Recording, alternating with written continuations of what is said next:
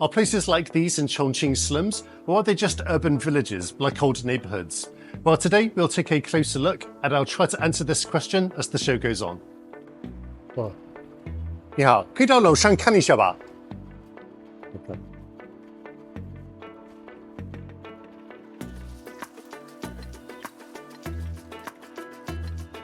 You'd be surprised, but even in this old neighbourhood, they're still pretty wired. I mean, we've got gas boilers, modern electricity meters, gas stoves, and at the end, we still have a household living here. One of the things I find fascinating about Chongqing is the blend of old and new. We've just walked out of this old apartment complex, and by the main street here, we've got the ultra-modern Guanyin Qiao CBD over there. Interestingly, you don't really see this from the roadside. On this side, you can see the edifices have been beautified. Before we can answer this question then, I think there's some background information we need to understand. The first one is that residential areas like this date back to the 1950s and 60s. So it is fair to say these old neighbourhoods were here first, and then later the modern city was built around them. I can tell you from my own experience that this area in 2003, when I first came here, was still being developed. It was just around that time that Paradise Walk, one of the trendiest shopping commercial districts here in the city, had only just opened up. But apart from that, I remember coming here on the bus and a lot of this area was still surrounded by fields. You know, in a lot of cases, these older neighbourhoods have been demolished. But there's a catch before that can happen. So normally a lot of these residents have to agree to move, and before that they also have to be given adequate compensation. Yeah. It's around lunchtime at the moment, so we can see a lot of people about to have something to eat. So why don't people want to move out of here? Well, I have to realise that a lot of the residents have been here for generations. I'm sure a lot of these old people have been here their entire lives. So even though this residential complex is very antiquated, it's still a case that they have a strong emotional attachment to the place where they've lived for this time. I did see another video that was made here. They made a comment that there were not many people around because they were intimidated by the police. I mean, we do have a neighbourhood police station here, but really, in all of my 20 years, I've never felt, intimidated by them. For the most part, they're just here to help and keep order. So in that video, I don't think people were intimidated by the police. It's just that in these summer months, particularly this year, the temperatures have been roasting hot. We're now nearly halfway through September, and the temperatures are still verging on 40 degrees.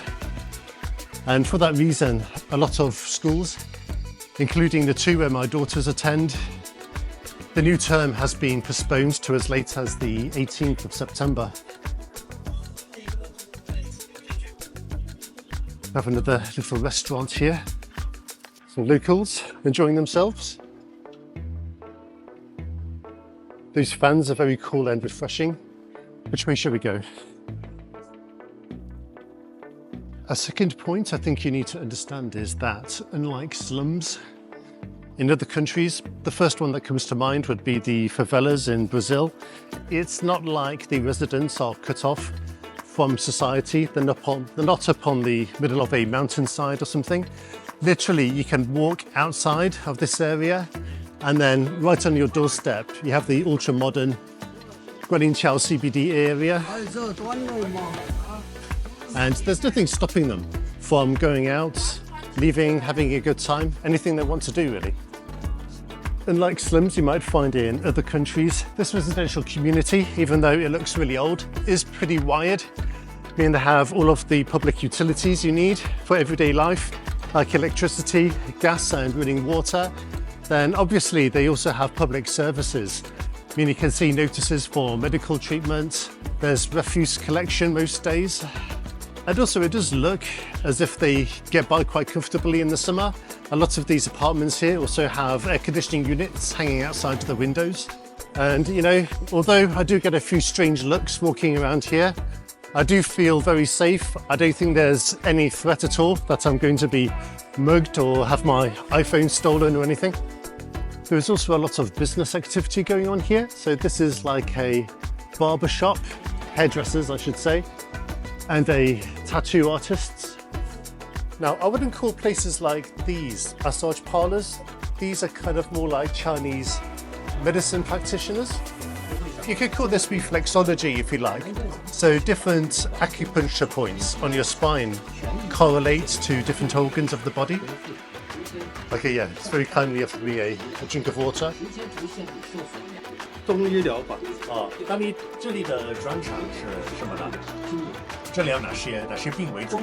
疼痛控嘛，疼痛颈椎、颈椎腰椎、风湿麻木。 So whenever he has a patient who is satisfied with the treatment, it's customary here in China to offer them one of these little banners, and it basically describes the ailment that he resolved for them and offers words of thanks. 不然那个一个疗程10天600块钱。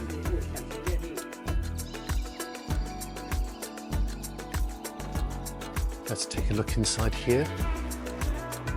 This looks like a Mahjong and cards game room. You know, although this place is very primitive, you have to admit that, it does have that old kind of bygone charm to it. So even myself, I could very happily come here for an hour or two, play some cards and Mahjong, although I don't play very well. And I think over a cup of tea or something, you could have a good time here. We have some more hairdressers down there.